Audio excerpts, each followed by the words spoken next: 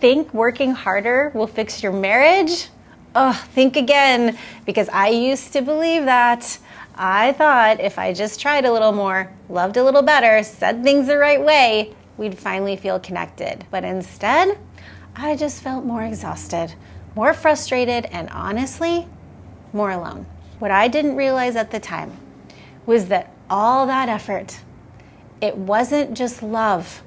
It was over-efforting, and over-efforting usually comes from something much deeper. It sounds like, if I just do enough, maybe everything will be okay. If I can hold this together, I won't fall apart. And for many of us, that pattern didn't start in our marriage. We started way earlier, learning to manage emotions, keeping the peace, holding everything together for everyone else. So when things feel uncertain in your relationship, you don't step back. You lean in harder. You fix, you help, you carry. But here's the truth I had to face. You can't heal a relationship by over-carrying it. And for me, it slowly turned into over-functioning. I was doing everything, managing conversations, managing emotions, trying to keep us connected at all costs. And then one day, something happened that stopped me in my tracks. We were at McDonald's, something so simple, and I realized my husband couldn't even order his own food anymore. He looked at me, waiting for me to step in, to say it, to handle it. And in that moment, it hit me. My helping was actually hurting. Somewhere along the way, in trying to support him, I had started taking everything over. And without meaning to, I was reinforcing the very things I didn't want. Disconnection, dependency, and imbalance. And underneath all of that, oh boy, resentment on both sides. That was the moment everything began to shift. Not because I had this perfect plan, but because I realized I needed to stop. Instead of pushing harder, I started pausing.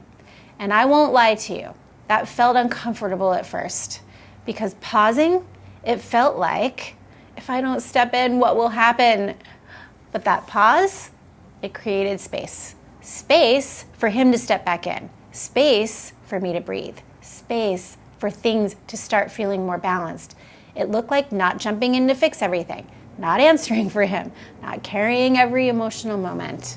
And instead asking myself, what would happen if I trusted him here? And over time, that space allowed him to show up again.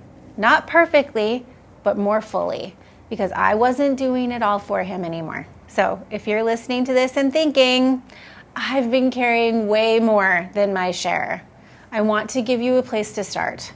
I created something called the Relationship Pattern Assessment, and it helps you identify patterns like over-efforting, over-functioning, and emotional imbalance, so you can start understanding what's really happening and how to begin shifting it. You can take it right now using the link on your screen. You don't have to hold everything together alone. You don't have to prove your love by exhausting yourself. Sometimes the most loving thing you can do is step back. And if this resonated with you, tell me in the comments. Where have you been over-functioning?